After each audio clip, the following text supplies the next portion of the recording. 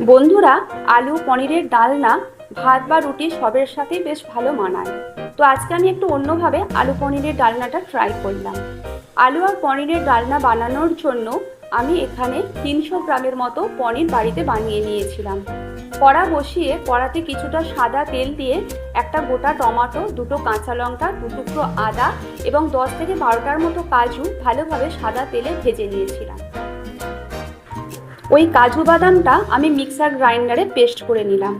কড়ার মধ্যে কিছুটা সাদা তেল দিয়ে 300 গ্রাম যে পনির রাখা ছিল, পনিরগুলো একটু লাল লাল করে হলুদ আর অল্প নুন দিয়ে ভালো করে ভেজে তুলে নেব।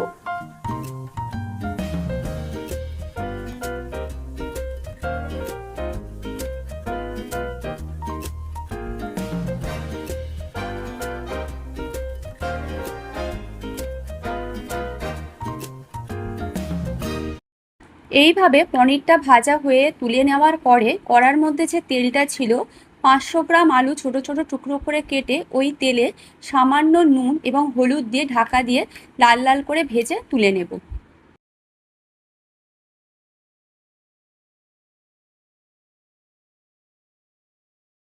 আলুগুলো ভেজে তুলে নেওয়ার পরে কড়ার মধ্যে আরও কিছুটা সাদা তেল দিয়ে কিছুটা জিরে ফোড়ন দেব। ওই জিরের মধ্যে আমি দুটো লবঙ্গ, দুটো এলাচ আর দু টুকরো দারচিনি ফোড়ন দিয়ে 4টে যে পেঁয়াজের টুকরো কাটা ছিল, পেঁয়াজগুলো একটু ভালোভাবে নেড়ে ভেজে নেব। তার মধ্যে সামান্য নুন দেব যাতে পেঁয়াজটা তাড়াতাড়ি নরম হয়ে যায়। এইভাবে পেঁয়াজটা কিছুক্ষণ ভাজার পরে একটা গোটা ক্যাপসিকাম যে টুকরো করে রেখে দিয়েছিলাম, সেই ক্যাপসিকামটা পেঁয়াজের সাথে মিশিয়ে ভালো করে ভেজে নেব।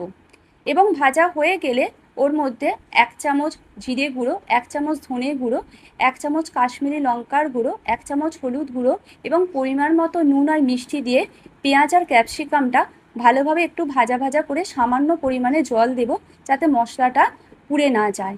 তার মধ্যে যে কাজু বাদামের পেস্টটা ছিল, ওই কাজু বাদামের পেস্টটা পেঁয়াজ ভাজা আর ক্যাপসিকাম ভাজার সাথে ভালোভাবে নাড়াচাড়া করে মিশিয়ে নেব।